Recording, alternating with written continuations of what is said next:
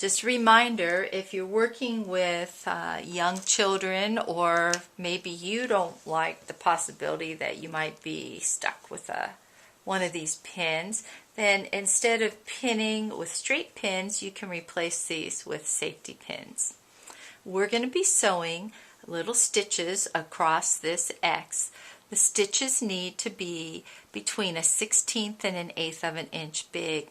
An inch, half inch, or you might be able to get by with a 1/4 inch long, but if you make your stitches any longer than that, they're very easy to catch on to things and then the stitches get ripped out.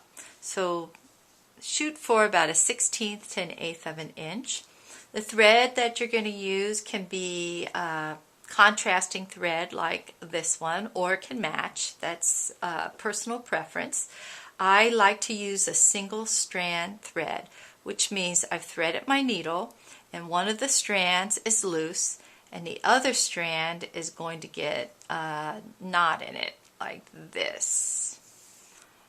Now, if you are working with someone who's a beginner sewer, this is very easy to pull out your thread while you're sewing. So if you're a new sewer, or if you've worked, as I said, with small kids, I would recommend using two-stranded thread, which means here's both of the ends, and I'm going to take those and knot those together.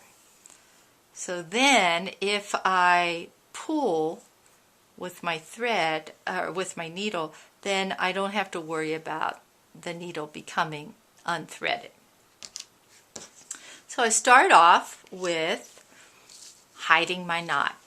And to hide my knot, I'm going to lift this up and I am going to use my thumb as like a guide. I'm going to come up from underneath just this one piece of fabric, and I'm going to start stitching about a thumb over from the edge. So the back of it looks like this. I have not stitched through the back, nor have I stitched through this batting. I don't have to do this if I'm machine sewing. I just need to do this when I'm sewing by hand, because later on we're going to cut through some of these stitches and you don't want to lose your whole stitching line. So my thread's up on top now. I'm going to take my needle, I'm going to go over about an 1/8 to 1/16 of an inch, and I'm going to go down through all layers of the fabric.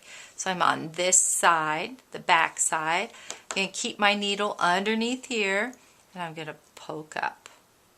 So I find that line about an 1/8 to 1/16 inch over, and now I'm going to go back down, and I'm going to continue doing this. Going down, my thread's underneath, I'm going to come back up, and just work my way down, down. Now I'm underneath the piece, and I need to stay underneath and try to see where my needle's poking. Try to get it on that line, equal distance from the other stitch. Now, another way of stitching that's a little bit faster is loading your needle with stitches. So to load your needle, you go down, and underneath here is my finger, this finger, and I'm kind of pricking my finger. You can use a thimble if you want to, but it's easier to feel if you've made it all the way through. So let me do that again. I'm going down, and I'm pricking on my finger. I'm pushing up now because I can feel that that needle is now through all three thicknesses. I'm going to, oops, let's get this. I'm going to go down again, pricking my finger, and then I'm going to slide the needle back. And I'm going to come about a 1/16 or an 1/8 away. Then I'm going to go down, prick my finger. I'm going to load these stitches. You see I've got one stitch here, one there, one going in the back. I'm going to push through. I just did a couple stitches at once, so let me do that again.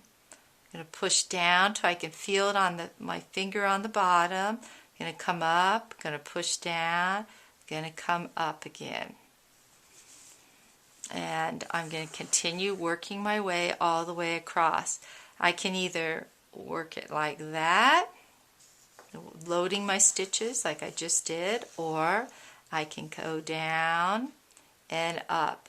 Usually new sewers prefer to do this method other than loading their stitches, but if you're new, you might want to try both and see which one works best. So I continue my way, continue working my way across this line. Now sometimes what happens is I start talking, look at TV, and instead of going down here, I reach around back and I go like this, and I say, well, wait a minute, what's going on here? Well, if you have a problem like that, all you have to do is pull your needle out, pull this thread out, rethread your needle, and continue working across. Let's say that it wasn't that easy, that you've got a big knot and it's almost impossible to get it out. Well, that's really no big problem, because you can just easily take your stitches out. You can either pull them out like I was just doing, or you can come in and cut those stitches. Pull it out, pull these out, and start all over again. So this is a very forgiving project. If you make a mistake, just rethread your needle and go back across. So now I want to show you how to finish off. So you've stitched all the way across. You're at the end of the line now, and you want to stop about a thumb away from the edge.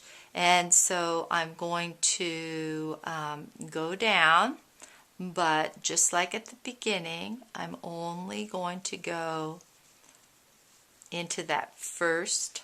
Let me pull it back a little so it'll make it easier. I'm only going to go into this first piece of fabric.